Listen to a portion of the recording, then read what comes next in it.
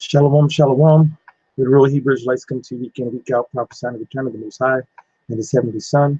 All praises and honor and glory to Yahweh, Bashim, Yahweh Shai, Bashim, Hakadash. Double honors to the apostles out in New York, the great Muslim, GMS. GMS. Honors to all. I came around the planet looking at the name Yahweh, Yahweh Shai, and teaching sincerity. This is Brother Uriah from Great Millstone, Chicago.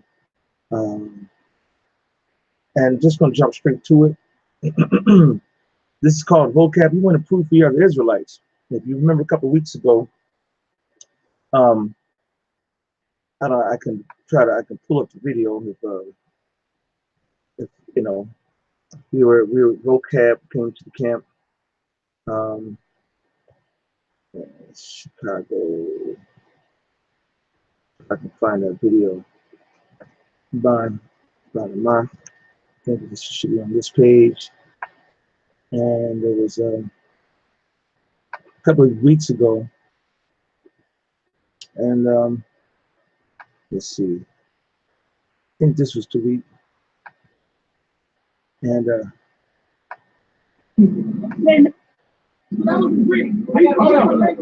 okay.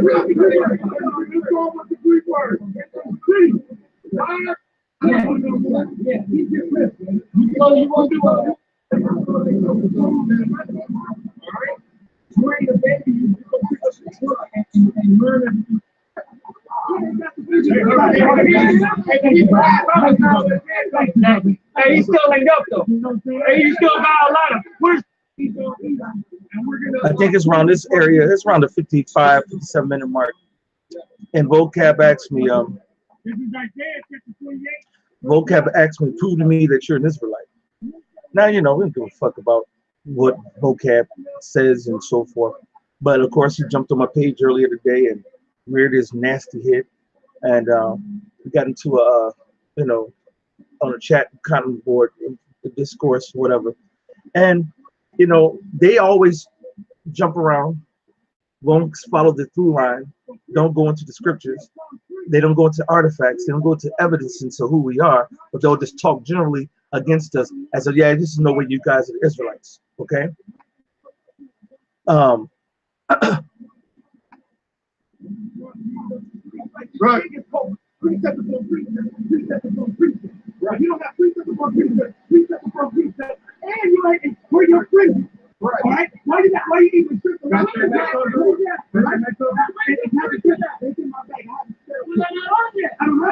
And he's trying to go. You see that where your friend just said, well, I just walked up. I always rock my fringes. Everybody know we rock our fringes, man. That's just a bullshit ass tactic. And I was just messing with him, but he said. Hey, he's still linked up though. Hey, he's still got a lot of. Where's your beard at? Huh?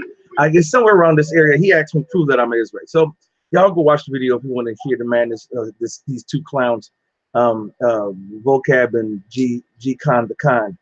All right, but the point is, there's books out there. We got tons of books. If I was to show you all the books that we got, you can see this table is full of books. And I'm talking about not just regular old books. We've got books, Jewish life in the Middle Ages. You look at the pictures and you see niggas, okay? Now, when we first started buying these books, the Icon book, book I featured a couple of days ago, Ancient Jewish Art, okay, and so forth. If you go into these books, you'll see evidences of our people. Nowadays, and top shalom to Akim on the comment boards.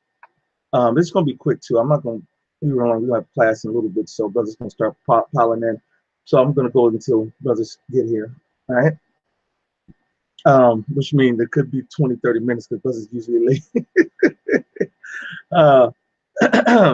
But this is a book I'm going to feature today. So we've had this book for a while. It's called Jewish. Hold on, so you can see without the glare of the light. Jewish, right? Civilization, right? Jewish civilization. Now we had a fancy cover back in the days. It's even got a little water damage in the book when the basement flooded. But this is too powerful a book. We're not going to let that stop us. And if you want to go get the book tonight, I mean, now you go on Amazon, go try to look up the book. All right. This is the book right now. We bought the book for no more than $30, $40 or something like that. Now, since the truth is getting so hot, it's available for what? $214. You got to pay damn near $220 just to get this book. Okay. This book that is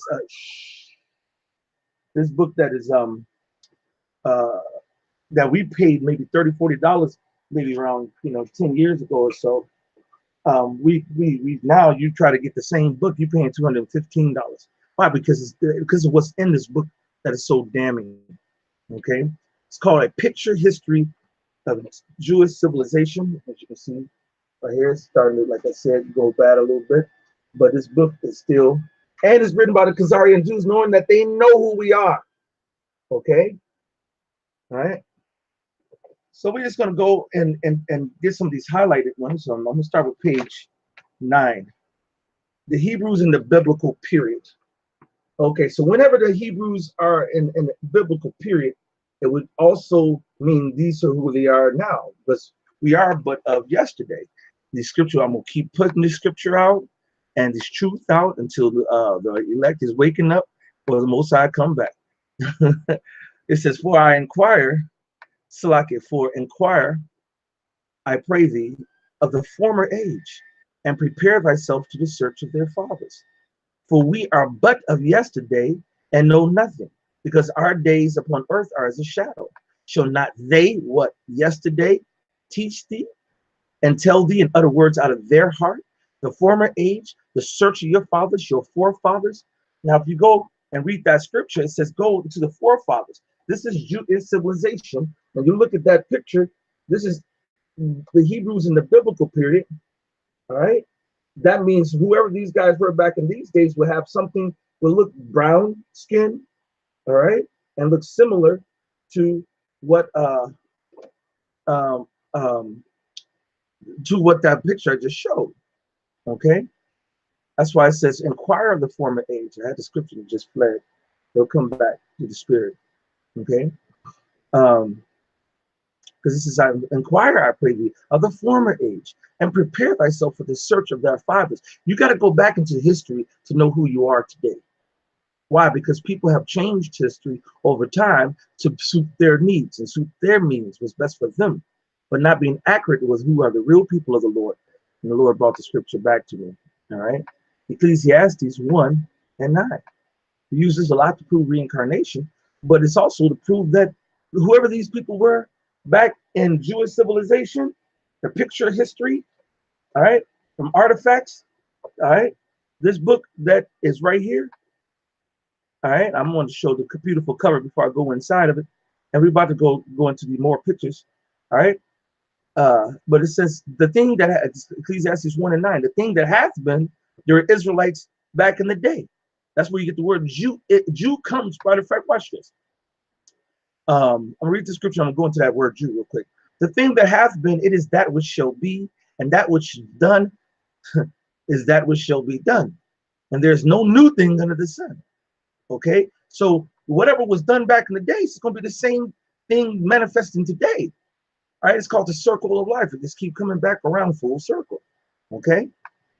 So in this book, Jewish civilization, first thing you just said, well, where to get the word Jew from? Okay, so I have to go into the Bible, and I got to go look up the word Jew. All right, now Jewish ish means light, so we're going to go deal with the primary, not the suffix, but we're going to deal with the root of the word Jew. This is Esther, the 2nd chapter, and the 5th verse. Now in Shushan, the place, in Shushan, the palace, there was a certain Jew whose name was Mordecai, the son of Jair, the son of Shimei, the son of Kish, a Benjamite. So Mordecai was a Benjamite, and he was what they call a Jew. And you go into that word Yahawadiah, Yahawadiah, not Yehudi, all right, is Yahawadiah. A Judite, a Judaite, a Judaite, or a Jew or descendant of Jehudah, Judah, all right, a Jew. So no matter what their English transliterations and translations and fuckeries, all right, in a pure Hebrew, whether you believe it or not, is Yahawadiah, Yahweh, when you're talking about saying you are a Jew, meaning you're of Jew. Yah at the end of the word means my or I. So you say Yahweh the Yah, you're saying I am Jew me. I'm a Jew. I am a Jew. Okay, and you translate it into Hebrew. All right. So now you say, okay, this is a story about the Jews. Okay, so you go in the Bible, say, okay, Jews are the Israelites. They comes back from the tribe of Judah. Okay, then now I know what the word Jew comes from. And it might sound simple to some people, but trust me, people get jacked up by what they don't. People get jacked up by the lies of Esau. Now we're going to go to page uh, um, 12. Now this same book, I'm not switching the book out. I'm going to open up the page. Now this is the thousands of war captives that were transformed to slaves made it possible for Egyptian kings to implement their feats of engineering. Okay, so matter of fact, I'll put that up in the screen where you can see it. It says, let's see if the zoom in on it. You might not be able to see it, but it says the thousands of war captives who were transformed into slaves made it possible for the Egyptian kings to implement their feats of engineering. And you see some of these slaves, that looks like a nigger woman. All right, it looks like almost like a Gadite woman or a Judite woman. You know, we all look kind of similar. And you go look on the other side. There's another Israelite, a Jewish person, someone, all right, Jewish civilization. All right, when's the last time you seen a Jew looking with them big lips, brown skin? Okay, and then let's go back up. What the captions? I got some pictures for you. This is the thousands of war captives were transformed to slaves. Let's see, does that match up in the scriptures? We saw the Jew. I saw Jew, so I went to Jew. That I find it in the Bible. Now I'm going to go tell them that they can come in quiet intro. All right. So if we go into Exodus, the first chapter, let's go see if what happened at the time. All right. This is Exodus, the first chapter, and 1 and 7. Hey, shalom. All right. The children of Israel were fruitful and increased abundantly and multiplied and waxed exceeding mighty, and the land was filled with them. What happens? What race of people are very fruitful and increase abundantly and have a lot of kids? So-called Negro, Latino, Native American Indians. We are actually doing I wish I would have kept that picture up of the demographics of the different races, and it showed that Edomites, they're not fucking like that. The average age of the Edomite Empire is 40 to 50 years old. Okay, they're not fucking like rabbits. What was that site? I don't know. You know Wikipedia, but I don't know the type there. Right. I had this. I said, shit, man. You know that, man. That's what I was about to do. Because you see, you know, we okay, go to history. Yeah, I don't know where all that's at. Yeah, you took a history. Yeah. Shouldn't do it by date. Yesterday, but last day time. It was yesterday around what, 11 something. Yeah. Okay. Yeah. It was earlier than that. Here we go. We're getting there. Wikipedia. I had to go back a little bit. Here we go. Okay. All right. There you go. Demographics of the world. Okay. Demographics of the world include population density and so forth. We go down. We'll scroll down to the point. Here we go. Demographic status, age structure. The median age in America is around 40 to 45 years old. That's the same as in Russia. And then even worse, 45 to 50 when you go over to France, you know, the UK. They're not fucking. They homosexual. That's right. The majority of them are homosexuals. So they don't. So if you man on man, don't mean they're where they get kids is adoption, and then they always adopt in who nigga kids. Ones from West Africa, which is a lot of us is still Jake over there. All right, and then all through you see through the Southern Kingdom, they have a lot of dark spots where you know that they're getting it in. Okay, so somebody is matching the fruitfulness of Israel, and the so-called Jewish people are not. Matter of fact, if we zoomed in, I can't see that little that even where Israel is right now, it's that way it's light as hell right there, because they're not fucking. All right. So Right. They had Jubilee. that's right. Damn, they taking mock and have a gay orgy on our high holiday, man. That's right. Call it Jubilee, spell it J-E-W. That's right. That's right. And I'll just show you what I don't even really want to show you, but just to prove the brother is right, I'll show it just for edification's sake. And I'm not going to like that. Jubilee. This is their homosexuality, transgender celebration where they, show all their, wickedness. All right. So I'm not about, like I said, I'm not going to go. I don't really want to be disgusted right now. So I'm going to get back to the lesson. So the scripture says they were fruitful, multiplied. Okay, that matches so-called Negroes, Latinos, Native American Indians. Now there arose up a new king over Egypt, which knew not Joseph. And he said unto his people, behold, the people of children of Israel are more mightier than we. Come on, let us deal wisely with them, lest they multiply. And it comes to pass that when there falleth out any war, they join up also into our enemies and fight against us, and so get them up out of the land. Therefore they did set over them taskmasters. All right, they may put us under tributaries. Okay, that's slavery, to afflict them with their burdens. Oh, and they built for Pharaoh treacherous cities, Pithom and Ramses. Okay, now you're going back into the article that I put in the book. Okay, and I'm gonna read it again. And you can see the so-called Negro women. All right, you get big lips and dark skin like that over nowhere. The thousands of war captives who were transformed into slaves made it possible for the Egyptian kings to implement their feats of engineering. Chained captives are shown on these painted clay facing plaques from a building erected by Ramses II. Treasure City. It's so easy. It's like I don't take candy from a baby. And they built for Pharaoh treasure cities, Pithom and Ramses. Hold on. These were on painted clay facing plaques from a building erected by Ramses II. Matches perfectly with the scriptures. And honor the king's brave warriors. All right, blah blah blah. And of course, it's in the Louvre in Paris, where we are not part of. And have ability to go like we want to. All right, so look, you can see that's right there. You see the captive of those plaques, and those are so-called Negro people. But watch this. All right, this is a painting from the tomb of Not at Thebes, shows workmen. All right, there you go. Shows workmen gathering and pressing grapes. The wine was stored in tapered jugs, which bore inscriptions indicating the year, kind of wine, vineyard, proprietor of the vineyard, and a vine dresser. And bottom row shows a hunter with a snare.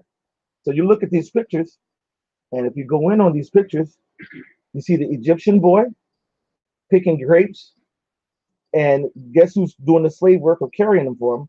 A woolly-haired, so-called Jewish person, Jewish civilization. That's remember the book title. That's an Israelite. Dark skin, woolly hair. You know what I'm saying? Matter of fact, come here. That might have been you in this picture. Come here. You see that? See that boy and his hair and his skin complexion? Come on, just come on, study yourself. Okay, you get that later. Now for this, let's get this brother. All right, to give me a side profile. You see that woolly hair? Who rocks woolly hair? Look at that brown skin. Okay, that looks like this right here. Okay, I didn't know you was in the book, bro. You famous, bro. But if you look at these pictures, this is supposed to be the Jews forced to work at a vineyard during the time of Egyptian slavery of a Jewish people in this civilization. Okay, now right here is a model of a granary. Taxes were paid in produce, and the wheat collected is the way was in this way was stored in state granaries scattered throughout Egypt. Somebody can give me how we set up the whole taxation and thing. That was us. That was Joseph, and they did that. So they even got that system that they that they implemented on themselves and on us from us. Even white men to this day use the same. Now all the nations use the same system of taxation, man. All right. Taxes were paid in produce, and the wheat collected in the way was stored in state granaries scattered throughout Egypt. That's why the scripture says treasure cities. All right, because those who not treasure cities doesn't mean just like gold and silver. You see the word provisions. All right, it says a magazine, a storehouse, something that you store something in. And you see right here it says the storehouses down here. That's why you're matching up. You have to match everything up. And that root of that word is kanas, which means to collect or to unfold or gather together or heap up together. It could be grain, it could be money, it can be whatever the Lord has said, whatever the Lord had dictated, at that time to be gathered up. Okay, let's see if I can get a clear picture. All right. Now as we look at this picture, all right. I'm trying to get it clear one. There we go. You see afros and beards. Okay, you see dark skin. And this was a toy. This was a model of a granary. So this could have been some of their toys where they played around and the little kids was, reenacting the slavery and the servitude of our people. But this was made back in those days. Is in the National Museum of Copenhagen. All right. And that proves that the so-called Negro is the ancient Israelites again. You got a scripture for that? Yeah, I got you. The one you want? Yes, sir. I'm starting at 13. This is Genesis 47 to 13. There was no bread in all the land, for the famine was very sore, so that the land of Egypt and all the land of Canaan fainted by reason of famine. And Joseph gathered up all the money that was found in the land of Egypt and the land of Canaan for the corn which they brought. When Joseph brought all the money into Pharaoh's house. And when the money failed in the land of Egypt and in the land of Canaan, all the Egyptians came unto Joseph and said, give us bread, for why should we die in thy presence? For the money failed. And Joseph said, give your cattle, and I will give you for your cattle if money failed. And they brought their cattle into Joseph, and Joseph gave them bread in exchange for horses and for the flocks and of the cattle of the herds and for the asses, and he fed them with bread for all their cattle for that year. So and that's all. Just proof that they had granaries, they had a system of trading for food and so forth, and they had a collection place, and they put it in documents. All right, and these are the pictures of those documents. All right, go ahead, brother. No, even with the pyramids itself, I forget the YouTube site we watched it on, or the Netflix series we watched about how they had the storage places for all the food and all that during the famine, and it was during the time of Joseph. When you go into the archaeology, or how do you say the word, evidence, God, that's right. So here's on page 14, you see a war scene of Pharaoh, vexing the Israelites. Okay, you'll see they came down on us and subdued us by force. All right, and you see the evidences of that in the book. This is the book. Yeah, I told you. Matter of fact, you know how much did we pay for this book back in the day, Tazwan? You remember? You know how much this book costs now? $215. Hell no, we didn't pay that. I wouldn't have had the money at that time. $214.79, not to mention tax and shipping. You know what I'm saying? Hell yeah, man. Through the spirit and power, how about you, you know? All right. I'm just gonna go hit a couple more pictures and then we'll let the brothers do their class. Here's more pictures of Israelites having to come and fill up the Egyptian ships with precious goods. You see the afros and beards, and ancient Egyptians, they didn't rock afros, okay, let alone beards. Okay, they wore headdresses. All right, here's more pictures there. Okay, it's crazy, and nobody talks about this. That's right. Like maybe the fucking historians, even the Jewish bastards, when they go back to the history, they really don't talk about this because it throws everything out the book. Even the subject of Moses putting his hand in his bosom. A lot of biblical movies don't touch on that part because they know, hey, the truth will be out there, man. That's right. On page 16, this is a model of a bakery. Bread was a staple in Egypt, There were bakeries in which one man milled the flour, another kneaded, and a third brought the bread to the oven. The entire operation was directed by the man sitting in the rear.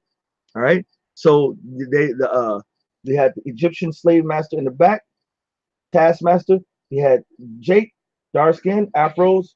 All right, and under the rulership, according to the scriptures, these are and the book, Jewish civilization. Okay. Um. So I got a couple more pictures. All right. Let's see up here. Let's see. Let's go jump. I'm gonna jump to page 36. 38. Which means Israel actually existed to the masses that say Israel is nowhere in history. That's right. So there you go, man. This is your proof. Right. That's right. Now this moves on in the time period during Assyrian captivity. If somebody want to give me a scripture of in Kings about us going through Assyrian captivity, I think what you know which one I'm going. This right here, you can see the writing, so I can show you that I'm reading from the book. The Assyrian relief showing the Hebrews abandoning Lachish, which has been captured by Sennacherib. Yeah, matter of fact, put in Sennacherib and prove that during the war against Hezekiah. This is in the British Museum, and you can see this picture right here. And I believe let me get my out of the shadow. Okay, now they're abandoning Lachish. They're dipping because it got taken down. Uh-oh. Let's zoom in on this brother right here. Oh, afros and a beard.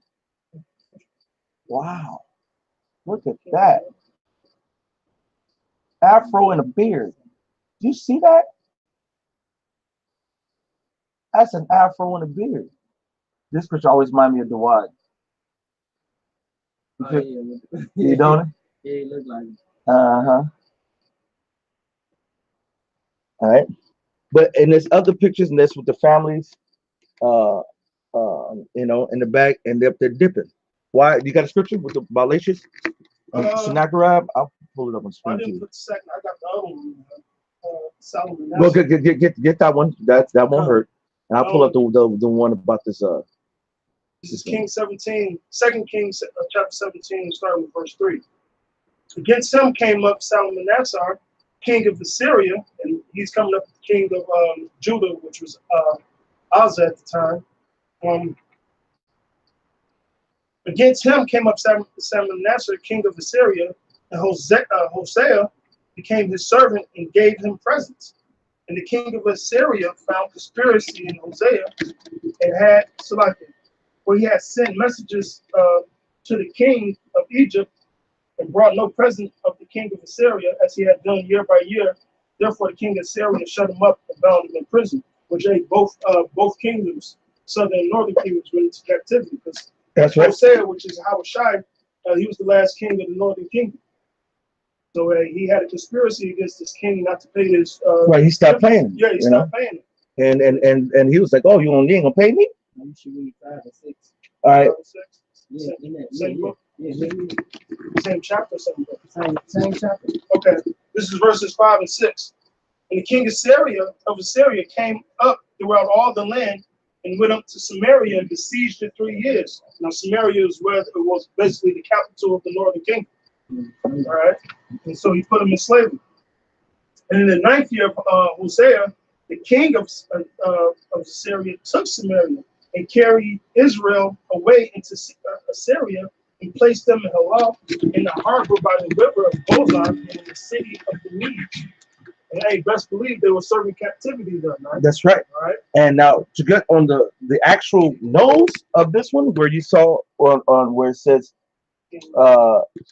Assyrian relief showing the Hebrews abandoning Lachish, which had been captured by Sennacherib during the war against Hezekiah, which proves that the scriptures and history match up perfectly if you use the right artifacts and look at the proof. All right, this is 2 Kings 18 and 14. And Hezekiah, that was right there, king of Judah, sent to the king of Assyria to Lachish, saying, "I have offended, return from me that which thou puttest on me will I bear, saying I'll be under the tribute." And the king of Assyria appointed unto Hezekiah, king of Judah, 300 talents of silver, 30 talents of gold. All right, but here's Hezekiah, Assyria, Lachish, proven right here in antiquity, proven right here in the scriptures, and those pictures. Yet again, The proof of who they were, I do not see any stringy, flowy hair. I see dark-skinned people, okay? Afros and beards, all right? Israelites. After look at all those soldiers warring on Assyrian king's navy, man. All right? Forced to work and forced to be slaves, man. Afros and beards, bro. Okay? That's why you got to go into history, man. You have to go look it up. Here's a relief showing women see, relief shows women engaged in preparation of an ointment from lily petals by pressing it out of a sack, as the women on the right are doing. These are women. What so-called Edomite Jewish women rock afros? Excuse me, I'm waiting, vocab. I'm waiting. All right. We can prove it 1,000 ways from Sunday, bro. And we can also go into the Moabite stone, which is the picture over here, the Mesha Stelen. All right. And you can go find the whole story of how Moab and Israel had beef and how things went down through that in that time period. Okay. Go ahead, brother. Yeah, because the elder was going into Sennacherib in that history, and going back into the Bible, you know, and it tell you, and like you mentioned vocab, ironically, you know, they run from the Apocrypha. All right, but it tells you about Sennacherib and Isaiah. I think that's the 38th or the 39th chapter. Tells you about them in the book of Kings. And it also goes into the Apocrypha in the book of Tobit. So I'm just bring out a couple points. This is Tobit 1 and 18. It says, and this is Tobias speaking, I think. It says, and if the king Sennacherib had slain any, so there you go, the king of Sennacherib. And if the king Sennacherib had slain any, when he was come, I fled from Judea, and I buried them privately, for in his wrath he killed many. But the bodies were not found when they were sought for of the king. All right, and I'm gonna read 21. I'm gonna jump down to 21. It said, and there passed not 50 days, therefore his two sons killed him, and they fled into the mountains of Ararat, and Sojournus his son reigned in his stead, who approved over his father's accounts and over all his affairs, and Adronicus brothers Aniel's son. And you can read about, and they said the same thing in Isaiah, the 39th chapter. But it links the Apocrypha with the Bible, with secular world history. That time period that the elder, you know, bringing out right now. That's right. That's cool. And we're gonna wrap it up because I told you that the brothers are getting here for class. I got one more picture, and that's over here. Okay, and you can see dark-skinned people. Okay, those are the so-called Jews, right? But I was looking at, I had a little asterisk over here on this side, and I forgot.